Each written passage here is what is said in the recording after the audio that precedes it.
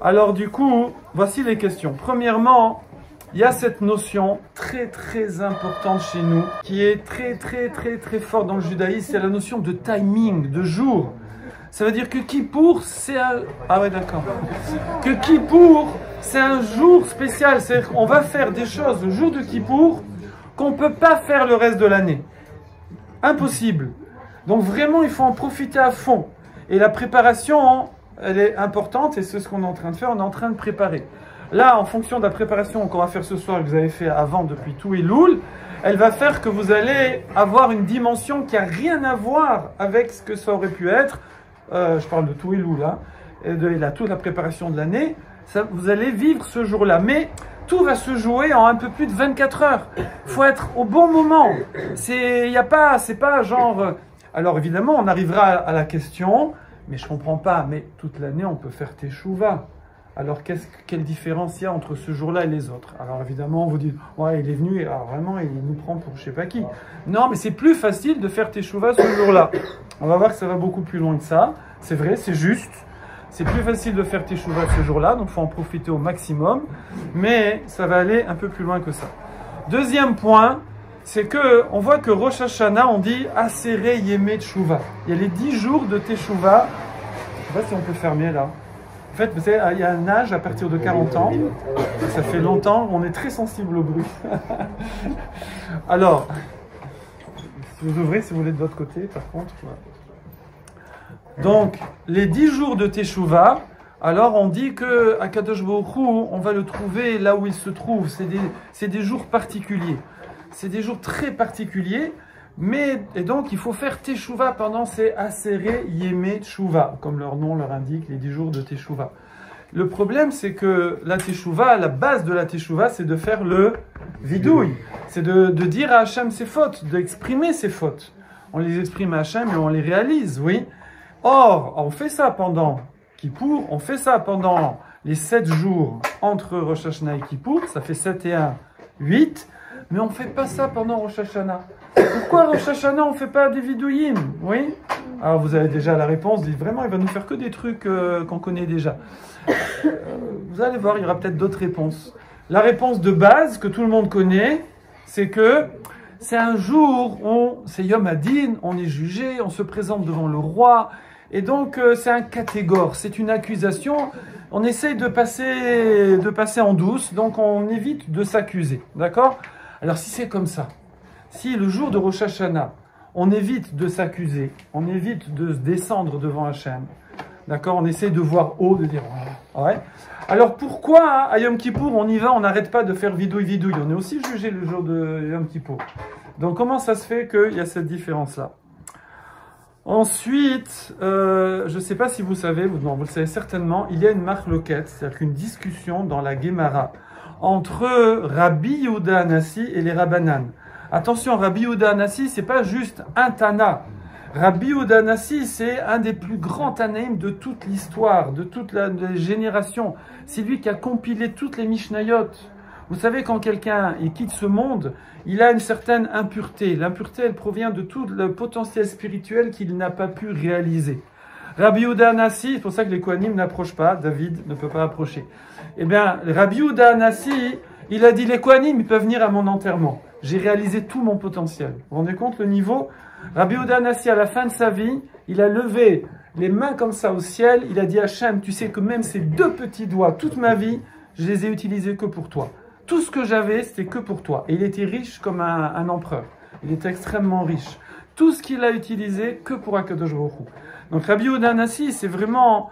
C'est un des piliers des Tanaïm qui ont écrit les Mishnayot, qui ont fait le Talmud, la Torah orale. Et lui, il est en désaccord avec les Rabbanan sur les conditions de l'effacement des fautes à Yom Kippour. Les Rabbanan, les autres Tanaïm, ils disent Kippour, c'est magnifique, il y a plus de possibilités de Teshuvah et ça efface les fautes, mais à condition de faire Teshuvah. Tu fais pas Teshuvah, il n'y a pas d'effacement. Machine à laver, il faut mettre la poudre, d'accord? Tu mets pas la poudre, ça lave pas, c'est comme ça. Donc il faut faire Teshuvah, oui. Rabbi Yehuda Hanassi, il vient et il dit, tu sais quoi? Rien que tu passes le jour comme ça, tu fais même pas teshuva, ça efface. C'est pas possible. Quoi, je fais rien? Je fais rien comme ça, là? Enfin, je jeûne, évidemment, je truc. Mais quoi, je fais pas teshuva et ça efface mes fautes. Quoi, je remets à zéro. Lavage sans poudre. C'est miracle, c'est sans eau, sans poudre, sans rien. C'est pas possible, oui. Donc ça, on va expliquer comment il peut y avoir une telle opinion, comment comprendre cette opinion que Yom Kippour sans teshuva, ça pourrait effacer les fautes. D'accord? Nous, de base, on dit oui, Yom Kippour, c'est plus facile de faire teshuva. Donc, quand on va plus facilement effacer les fautes, donc c'est le jour du grand pardon. Et là, on nous bouleverse nos trucs. Point suivant, c'est que à Yom Kippour, on fait teshuva, ça commence par teshuva, et il y a tmenik aussi, tmenik, teshuva. Ça veut dire que des fois, il n'y a rien qu'à changer, quoi. J'ai fait teshuva, mais il n'y a rien qu'à changer. Donc c'est une teshuva virtuelle. On est dans un monde virtuel, teshuva virtuel, d'accord? Et on a tous ce problème-là. Tout ce problème, même si le jour de Kippour, on dit allez, je vais faire ci, je vais faire ça, je vais arrêter de faire ces bêtises, ça dure je sais pas combien de temps, et hop, c'est reparti comme en 40. Ouais, non, ça c'est pas pour vous, c'est pour moi. C'est reparti, et des fois pire qu'avant, d'accord, comme les régimes. Donc, quel rapport, c'est pas grave. Donc, ça c'est, il faut comprendre, est-ce que ça marche quand même? Est-ce que si je change rien d'année en année, est-ce que j'ai effacé quelque chose ou pas? D'accord? Vous dites quoi, vous?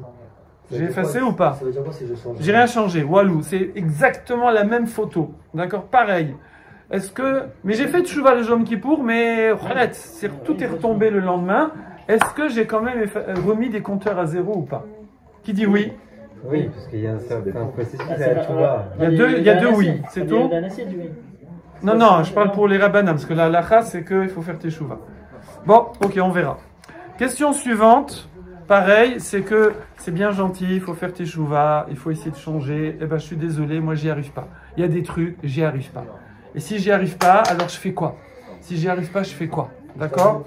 Je fais quoi? Ok. Ensuite, un truc très amusant, si je puis dire.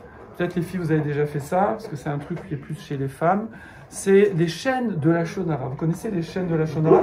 Alors, c'est pas des chaînes où on fait du la Shonara. Ceci, ça existe, mais c'est pas bien. On se partage les 24 heures. Moi, je prends entre 2 heures du matin et 4 heures. Comme ça, je suis tranquille, la nuit. Oui. Donc, on se partage les heures et on prend midi, 1 heure, 13 heures. Vous avez déjà fait ça, les filles, ou pas? Vous avez jamais fait ça? Si, voilà. Les garçons, vous avez déjà fait ça? Bon. On se partage les heures. C'est quoi cette histoire que je fais pas de la shonara entre 13h et 14h et le reste de la journée? Alors on dit non, mais ça aussi, arrêtez un peu là. Ça aussi, on se dit au moins je fais 1 heure. Après le reste du temps, je vais essayer de faire attention. Mais oui, mais ça a quel sens? Ça a quel sens? Vous allez voir que ça a un sens beaucoup plus poussé que ce que l'on croit. D'accord? Question suivante, dans la Gemara Kiddushin. Et là, on va parler mariage. Oh, mariage. Dans la Gemara Kiddushin, c'est marqué que un homme, c'est un voyou, mais alors balafré, tout. Il y a tout ce qu'il faut. Un mafia, tout ce que vous voulez. Vous êtes avec nous, les filles? Ouais. Il y a un mafia, il se marie à une fille, et il dit, tu es marié à condition que je sois un sadique. Vous voyez, il y a la balafre, là, il y a tout, il y a le revolver qui est derrière. Il dit, à condition que je sois un sadique, on dit il est marié, c'est-à-dire qu'il faut, si ça marche pas, il faut donner l'acte de divorce. Pourquoi? Parce que peut-être que dans son cœur, après il a rien fait, hein. Il est sorti, il est rejoint directement les mafiosi. Mais peut-être que dans son cœur il a fait teshuva. Mais il a rien arrangé. C'est quoi cette histoire? Il a fait teshuva dans son cœur. C'est Zarma. Il a rien arrangé du tout. D'accord?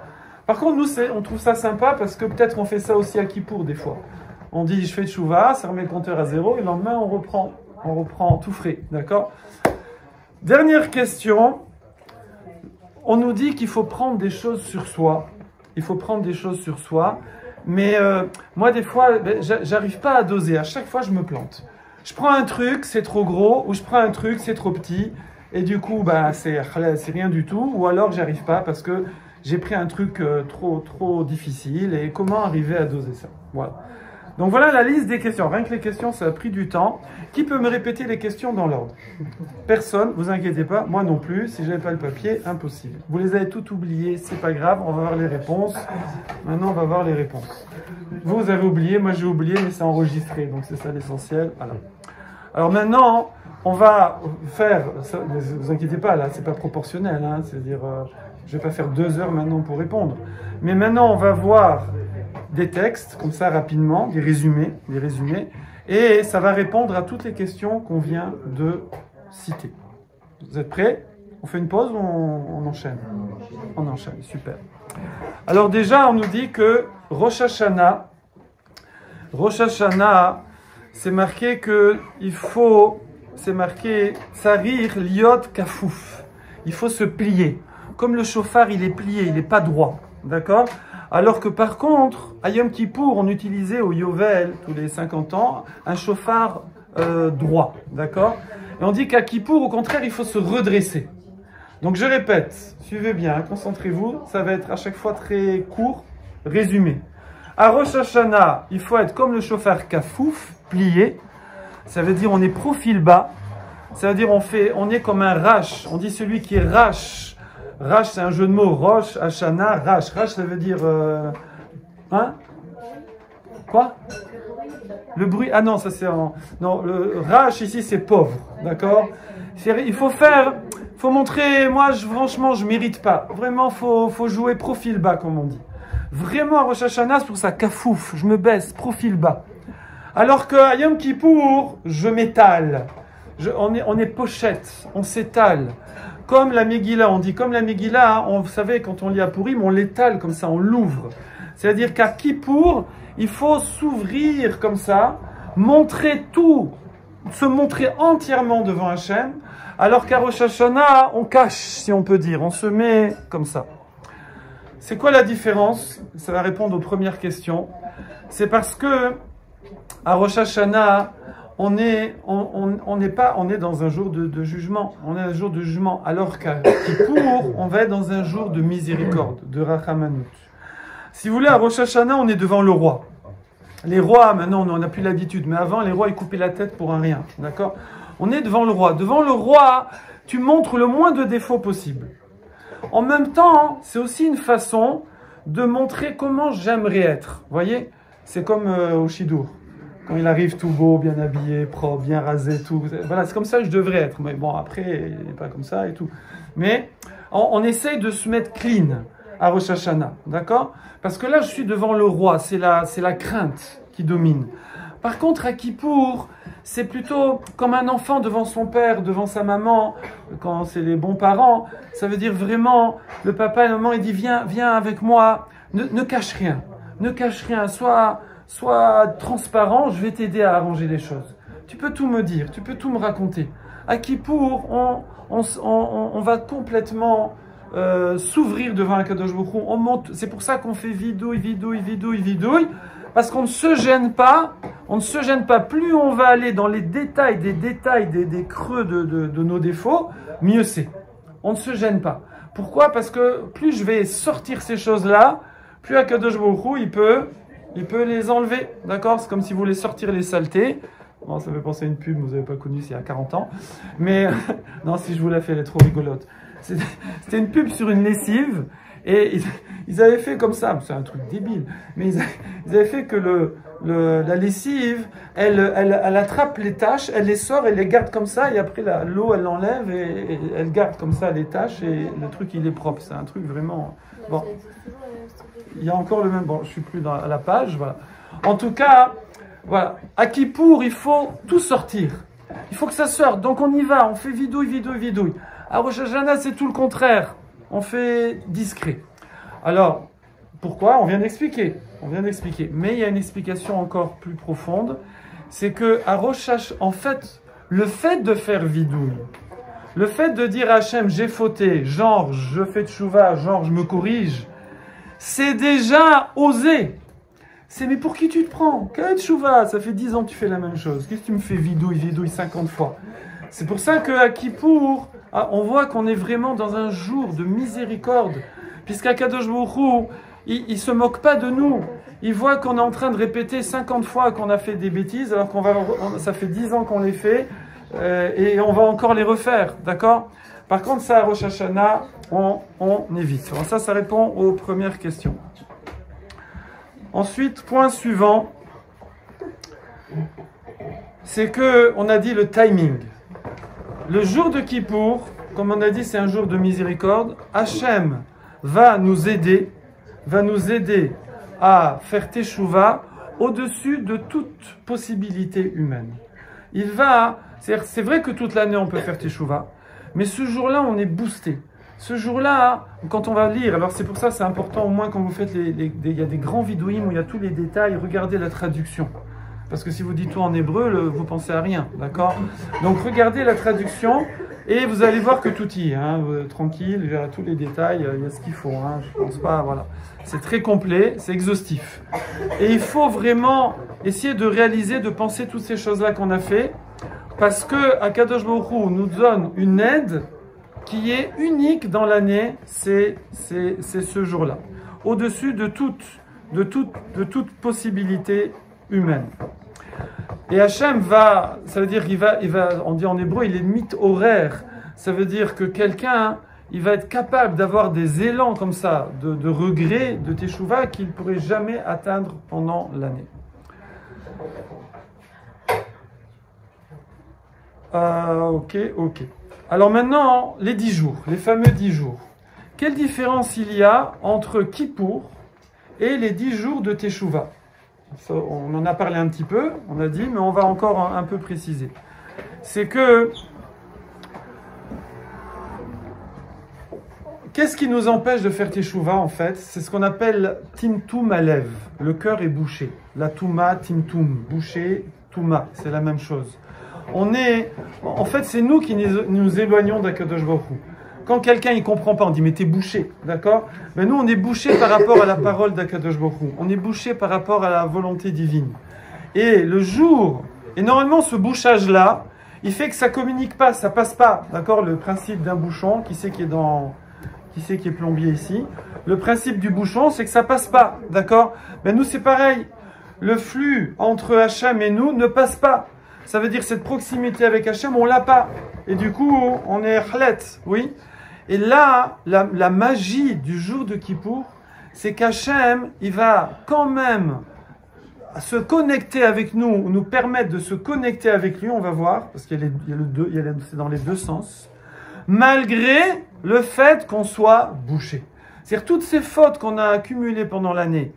Et ça aussi, c'est une explication pourquoi pendant l'année, c'est très dur de faire Teshuvah, et on peut, il faut, mais c'est impossible de faire Teshuvah comme un Kippour, parce que y a des bouchages, d'accord, il y a des bouchons. Mais à Kippour, Hachem, il fait sauter tous les bouchons, et ça devient fluide. Et donc on peut se rapprocher d'Akadosh Baruch Hu d'une façon qui est totalement différente des autres jours. Et ça, c'est ce qu'on appelle Itsumo Shel Yom. Otsem, c'est la force du jour de Kippour.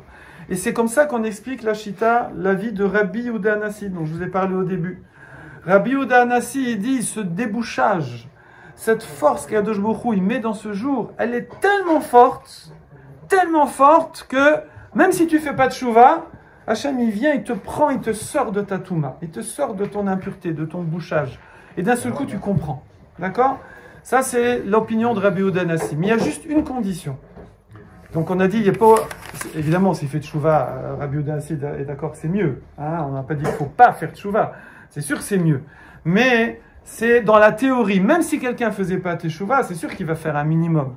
Mais même s'il ne faisait pas, rien que la puissance du jour, ça créerait un lien avec Hachem qu'il n'a jamais pendant l'année, et donc ça effacerait une partie de ses fautes, d'accord? Parce qu'Hachem, il enlève le bouchon et il ne remet pas après.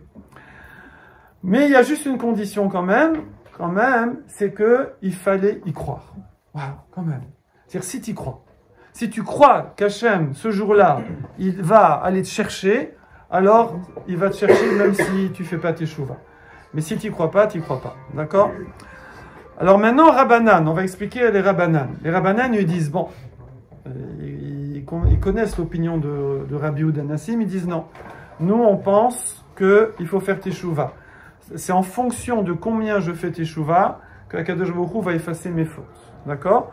Évidemment, c'est plus facile ce jour-là. Alors justement, en quoi? Qu'est-ce qu'on gagne de spécial avec ce jour-là? Puisque de toute façon, il faut faire teshuva. Alors on a déjà dit tout à l'heure, on a dit c'est plus facile de faire teshuva. Hachem il vient te chercher, il traverse les bouchons si on peut dire, enfin façon de parler, et il vient comme ça te rapprocher de lui, et donc tu peux voir les choses clairement. Alors plus dans le détail, on a dans la Gemara Yoma qui parle de Kippour, il y a Rabbi Akiva. Rabbi Akiva, regarde, écoutez bien, il dit deux choses. Il dit Ashrechem Israël, soyez heureux les Bnei Israël. Que quoi? L'ifnemi atem metaharin. Devant qui vous vous purifiez? Soyez heureux, mais vous rendez compte le mérite que vous avez devant qui vous vous purifiez? Vous savez, c'est le Créateur, c'est Akadosh Baruch Hu qui gère. C'est pas juste il a créé le monde et ça roule. C'est-à-dire qu'il crée le monde à chaque seconde. C'est lui qui gère tout. Il n'y a pas un soupçon de hasard. C'est le patron des patrons des patrons. Je veux dire, tout dépend de lui. Et vous pouvez vous purifier devant lui. Vous savez ce que ça représente? Se purifier, ça veut dire être proche de lui. Vous savez ce que ça représente? Alors, ça c'est un. Il dit, l'ifnemi atem metaharin. Devant qui vous vous purifiez. Donc, on va traduire simplement, effacer ses fautes. Évidemment, tout le monde comprend l'intérêt d'effacer ses fautes, parce que vous savez que les fautes, ça, on en a parlé hier soir à Romainville, merci Rinat, c'est que... je mettrai en ligne le cours, c'est que les fautes, ça nous encrasse, ça nous alourdit et ça facilite le fait de faire encore plus de fautes, ça nous pousse à faire encore plus de fautes. Donc le fait de se purifier, c'est pas juste pour éviter les punitions, les sanctions, c'est que ça casse le cycle infernal, le cycle vicieux des dérives négatives. D'accord? Donc Rabbi Akiva dit, devant qui vous vous purifiez, vous vous rendez compte? Et là, on aurait pu s'arrêter là. Mais Rabbi Akiva, il rajoute un truc. Il dit, ou mi meter etrem. Et qui vous purifie? Qui c'est à côté de Rinat déjà? C'est... J'ai oublié le prénom, oui. Hein? Alors, est-ce que vous n'avez pas une question là-dessus? Parce que c'est marqué, devant qui vous vous purifiez? On a expliqué, devant Hachem. Et après, c'est marqué... Ou mi meter etrem, et qui vous purifie? C'est redondance, c'est répété. Devant qui je me purifie et qui vous purifie? Oui, Rabbi Akiva, quand il ne fait pas de la poésie, hein, quand il dit deux phrases comme ça, c'est que c'est deux processus différents. Donc on voit qu'il y a deux processus. Il y a le processus que moi je me purifie devant Hachem, one, et il y a le processus que Hachem il me purifie moi. C'est pour ça qu'on a dit c'est réciproque. D'accord? Ce bouchon qui nous empêchait d'être proche d'Akadosh Baruch Hu, il y a deux déboucheurs. Oui? Il y a moi, je vais, grâce au jour de Kippour, moi je vais réussir à me purifier devant Hachem, et Hachem, il va me purifier. Et on aurait pu s'arrêter là, encore une fois, mais Rabbi Akiva, il va ramener deux versets pour illustrer ça. Et alors on pourrait passer vite fait comme ça, mais vous allez voir, non, il y a un bug, il y a un problème. Il dit, pourquoi Shenemar vezarakti alechem maim teorim? Je vais asperger sur vous des eaux, d'eau qui mouille, ouais, des eaux pures. Oui, c'est de là que ça vient tous les trucs là on asperge, oui. Je vais asperger, c'est la zrika. Il y a deux façons de se purifier. Il y avait la zrika avec para-adouma, où on aspergeait avec de l'eau mélangée à la poudre de vache rousse, ouais. Et il y a rentrer dans le mikvé. D'accord? Il y a deux façons de se purifier. Il y a la zrika, se faire asperger, et rentrer dans le mikvé. Et à votre avis, c'est laquelle la plus puissante? Qui dit que la plus puissante, c'est de se faire asperger? Par quelques gouttes. Hein? Qui dit que la plus puissante, c'est de rentrer dans le mikvé? Bah, ça a l'air. A priori, il y a plus d'eau déjà. Quand je rentre dans le mikvé, je suis dans l'eau. Je suis sous l'eau. Alors que quand je suis aspergé, je reçois quelques gouttes. D'accord? Je reçois quelques gouttes. Bon. Donc on a l'impression que Mikvé c'est plus fort. Voilà. Alors voyons voir si on se trompe ou pas. Donc en tout cas, on voit qu'il y a deux processus. Il y a moi vers Hachem, il y a Hachem vers moi. Alors le premier processus, c'est quoi? Évidemment, c'est si je fais le premier processus, moi vers Hachem, en fonction de combien je le fais, Akadosh Baruch Hu, il fera son processus à lui. D'accord? C'est pas... Voilà, il y en a un qui dépend de l'autre. Oui. Alors ici, c'est quoi? Eh ben non, je suis désolé, parce qu'en fait, il n'a pas mis les versets dans l'ordre, dans la Gemara, je ne sais pas pourquoi. Mais en vérité, le moins fort, c'est le mikvé. C'est étonnant, mais le mikvé, c'est le moins fort. C'est quoi le mikvé? Le mikvé, c'est que je rentre dans de l'eau. Vous savez, c'est de l'eau qui n'est pas puisée. Il faut que ce soit de l'eau de pluie qui arrive d'une certaine façon. Il ne faut même pas un tuyau. Et il faut que ce soit de l'eau qui est naturelle, si on peut dire. Et c'est quoi ça? Pourquoi c'est comme ça? Parce que, en fait, la même façon que lorsque je prends une plante, admettons un arbre, tant qu'il est relié à la terre, on ne peut pas l'impurifier, avec toutes les lois de pureté et d'impureté à l'époque du temple. Parce qu'il est relié à la terre, il est relié à ce qui est pur. Quand je suis relié au pur, on ne peut pas me rendre impur. D'accord? Et par contre, dès qu'on détache cet arbre, alors il peut rentrer dans les lois de pureté ou d'impureté. Par exemple, sur un habit, à l'époque du temple, il pouvait y avoir de l'impureté, mais c'est parce que l'habit, ça y est, c'est détaché, c'est du coton, le coton est détaché de la terre, ça y est, il peut recevoir la impureté. Mais un coton qui est sur sa plante, là, sa tige, on ne peut pas le rendre impur. Eh bien, c'est pareil le mikvé. Le mikvé, c'est de l'eau qui, même si elle n'est plus maintenant rattachée aux nuages dans le ciel, mais comme elle n'a pas été puisée, on n'a pas cassé le lien qu'elle a, si on peut dire, avec les nuages, si vous voulez. Et donc, elle reste reliée à la pureté. Et donc, quand moi, je rentre dans le mikvé, je peux me purifier. Pourquoi? Parce que je vais m'attacher à ce qui est pur. Mais pour ça, il faut des conditions. Il faut être complètement dedans. Et il ne faut pas avoir de ce qu'on appelle de chatzitza. Vous verrez, quand vous allez vous marier, vous ferez toutes ces lois-là. Il ne faut pas qu'il y ait quelque chose qui fasse écran entre ma peau et l'eau. Il faut que je sois complètement dans l'eau, oui. Et donc ça c'est le mikvé. Ça c'est le mikvé, ça veut dire que moi, et ça c'est le processus où moi je me rapproche d'Hachem. C'est-à-dire que moi quand je vais me rapprocher d'Hachem, c'est un processus que en m'attachant à Hachem, ça me purifie. En m'attachant à ce qui est pur, ça me purifie. Mais le problème c'est que tout ce qui fait écran, ça me dérange, ça gêne, oui. Donc c'est moins efficace. Parce qu'hélas, j'ai des fautes, et donc ça me dérange, et donc ça fait écran. Ok? Et donc ça c'est... Alors, évidemment, on dit, mais le jour de Kippour, tu as une aide divine exceptionnelle qui fait que tu vas arriver à t'alléger de ces écrans-là, et tu vas pouvoir te rapprocher d'Akadosh Baruch Hu.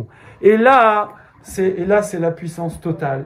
C'est la chose unique qui n'existe pas le reste de l'année, parce que ça existe toute l'année en vérité, mais c'est plus facile le jour de Kippour. Mais il y a maintenant quelque chose qui est unique le jour de Kippour, c'est que maintenant Hachem il va faire zrika, il va asperger sur toi. Et ça c'est d'une puissance beaucoup plus grande que le mikvé, parce que là, il n'y a pas besoin, les écrans ne gênent pas. La preuve, je reçois juste 3 gouttes et c'est bon. Donc les écrans, ça manque pas, hein, ça n'a pas touché, l'eau n'a pas touché toute ma peau. Donc c'est bourré d'écrans si vous voulez. C'est bourré de séparation entre l'eau et moi. Non, parce que c'est tellement puissant que ça m'a purifié rien qu'avec quelques gouttes.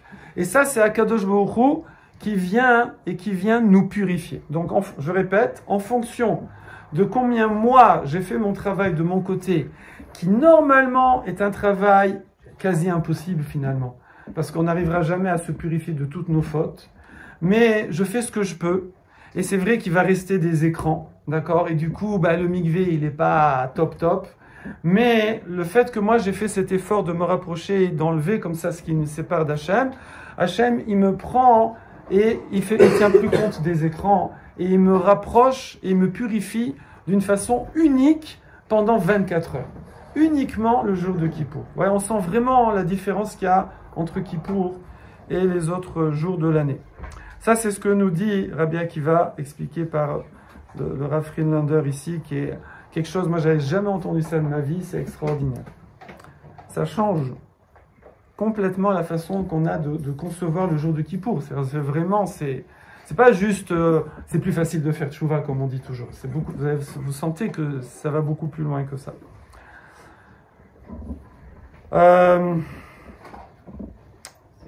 Ok. Oui. Kippour, c'est comparé à l'eau de la vache rousse qu'on lance en eau, du coup. Exactement, exactement. Et c'est vrai que l'eau de la vache rousse, elle enlevait l'impureté la plus dure, la plus cachée, qui était l'impureté de mort, oui, alors que les autres impuretés plus légères sont enlevées par le mikvé. Donc on voit bien que la zrika, c'est plus que le mikvé. Alors on arrive, j'ai presque fini, hein. Tenez bon les filles, tenez bon. Les garçons ils tiennent bien là, hein, je vois. Hein. je me fais des copines, là je ne le dis pas là. Alors, ça je couperai sur la vidéo, ne vous inquiétez pas. Ok, ça on l'a fait, on est bon. Voilà, alors maintenant, dernier sujet, là il nous reste quelques minutes. Ilan, c'est bon le timing? Oui. Il m'a dit, tu as toute la nuit, vas-y. Alors,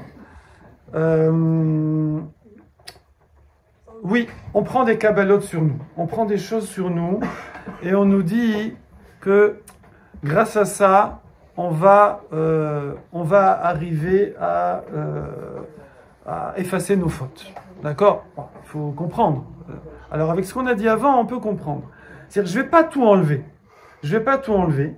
Mais le fait que moi, je fais un effort vers Hachem, j'enlève un peu du bouchon, Hachem, il enlève le reste. D'accord? Donc, personne n'imagine qu'il va passer, grâce à Kippour, même à Serei Yemei Teshuvah, même grâce à Elul, même à tout le travail qu'il a fait dans l'année, qui va passer de ce qu'il est à Tzadik Gamour, ou Tzaddik Gmoura, qui va devenir un ange. Ça n'existe pas. D'accord? Donc tout le monde, il y a des degrés, je veux dire, donc c'est pas possible, on peut pas tout enlever. Alors on dit, prends sur toi, prends des choses sur toi, et ça va être considéré que tu as fait ta part, et maintenant Hachem il fera le reste. Ok? Et comme ça on comprend, et ça va tellement loin que Rabbi disait que rien que le jour en lui-même, déjà ça marche. D'accord? Ok. Alors le truc, c'est que... Alors, attendez que je sache comment vous présenter ça de façon rapide. Ouais,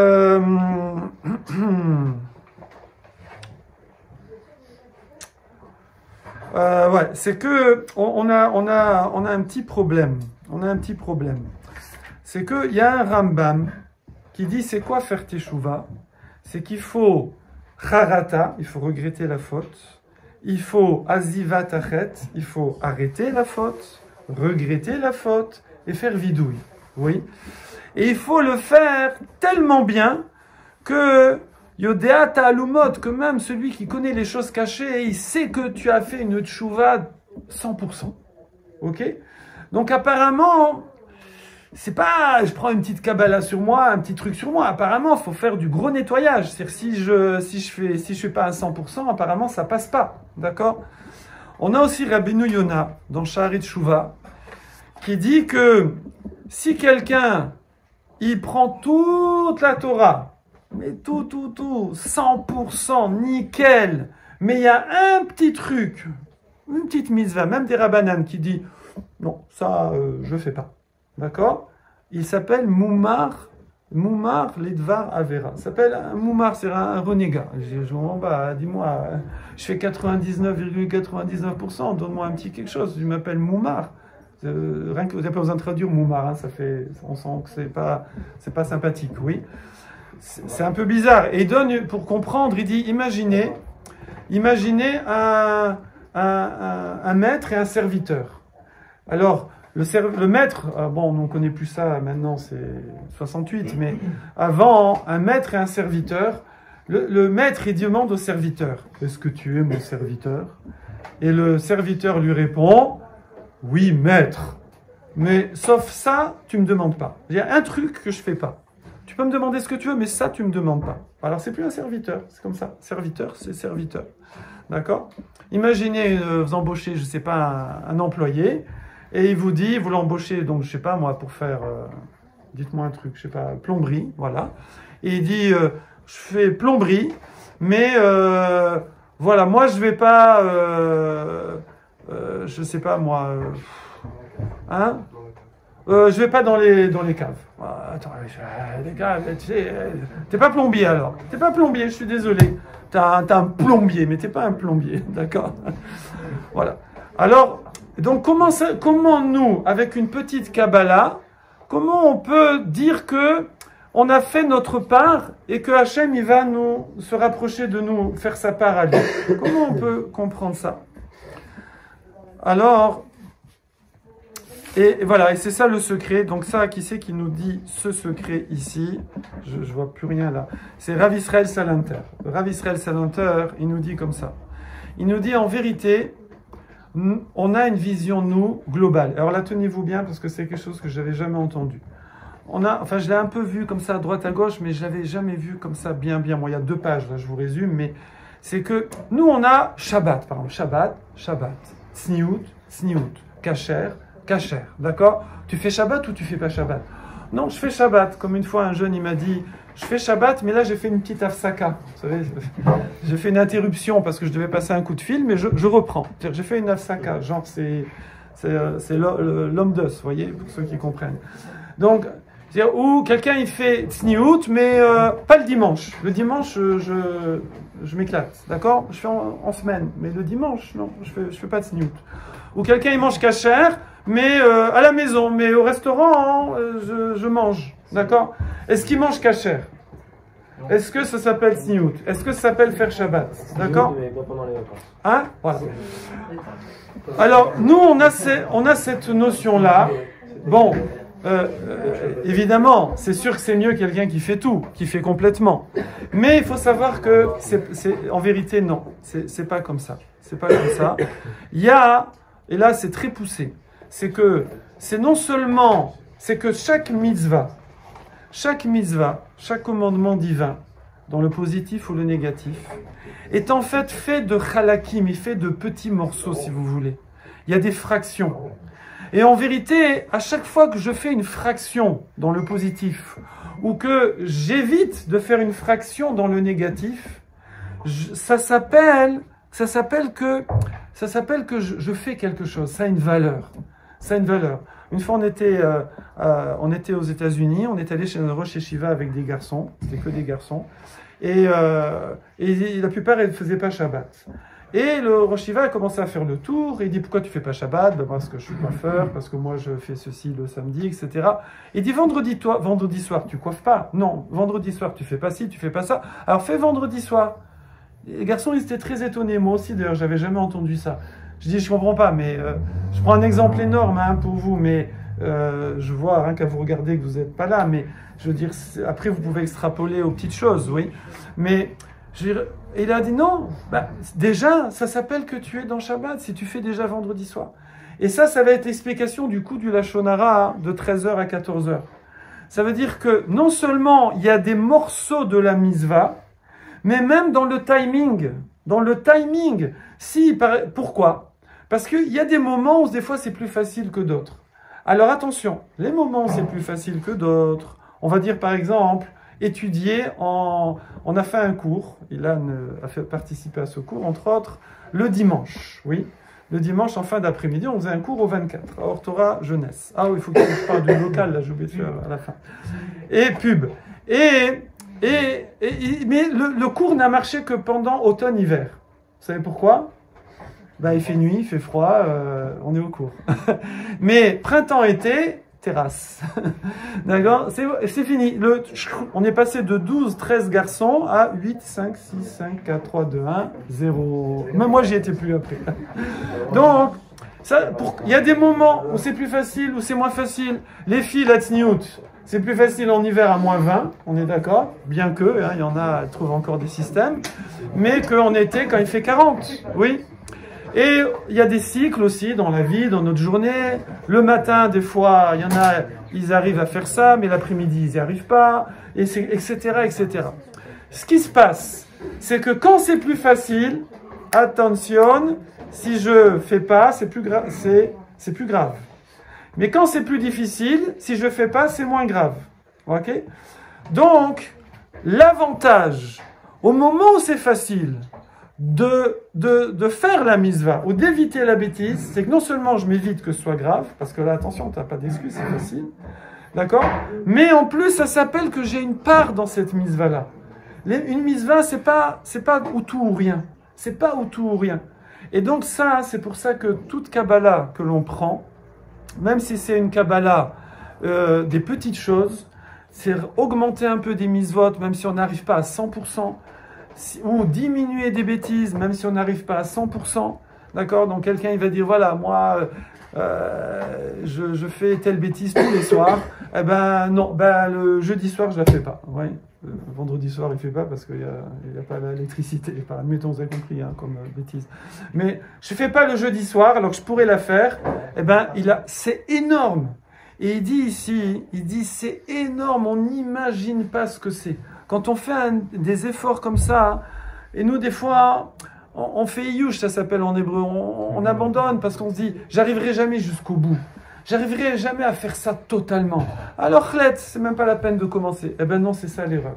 C'est ça l'erreur. Donc, application pour Kippour, que le fait de prendre des petites choses sur soi, des petits plus ou diminuer des petits moins, ça a de la valeur.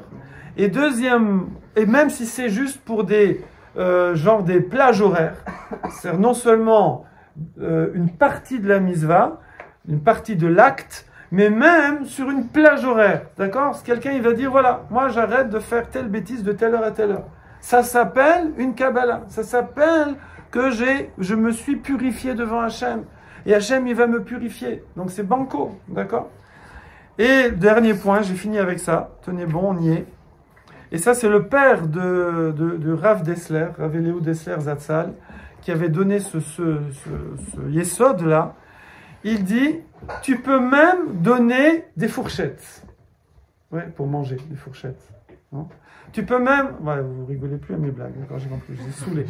Tu peux même donner des fourchettes, ça veut dire, par exemple, tu prends sur toi, tu dis, voilà, j'ai compris, une des plus grandes avéras qui soit, pour un garçon, c'est Bitul Torah. Donc, je vais prendre sur moi d'étudier tous les jours 5 heures. Oui? Alors... Ouais, c'est chaud, hein. Bon, alors, on va être plus raisonnable. Allez, 1 heure, d'accord? 1 heure. Et puis j'y arrive pas, d'accord? J'y arrive pas. Alors, le père de Rav Dessler, il disait, donne une fourchette. Tu as le droit de donner une fourchette. Tu peux prendre une Kabbalah, fourchette. Ça veut dire, tu dis, entre 1 heure et 5 minutes. Je dis, c'est n'importe quoi. Ça s'appelle une Kabbalah. Tu dis, il appelle ça maximum et minimum. En hébreu, c'est marqué maximum, même maximum et minimum. Pareil, je veux dire, pour chacun, les mitzvot, les choses on a tous à travailler, on peut se donner une fourchette. Et comme ça, hein, parce que des fois, on a dit au début, on a du mal à doser. On a du mal à doser. On vise trop haut ou pas assez haut, dommage. Alors, parce qu'Hachem va nous aider sur ce qu'on a décidé. Alors, on peut se donner une fourchette. Voilà ce que je voulais partager avec vous. Si vous faites bien attention, si vous réécoutez le cours tranquillement à tête reposée, vous verrez qu'on a répondu à toutes les questions. D'accord. Vous faites confiance, après vous pourrez vérifier. Voilà. Et voilà, Bezrat Hashem, donc ce cours était Leilou Nishmat, Fortuné, Fritna Bat Julie, Bezrat Hashem, et qu'on ait tous cette chance extraordinaire, ce jour extraordinaire qui est unique dans l'année, unique pour le Klal Israël, de faire nos efforts mesurés, comme on a dit, et que grâce à ça, Kadosh Baruch Hu, il enlève toutes les méritsot, tous les écrans qu'on a mis entre lui et nous, et qui nous purifie et qu'on reparte à zéro.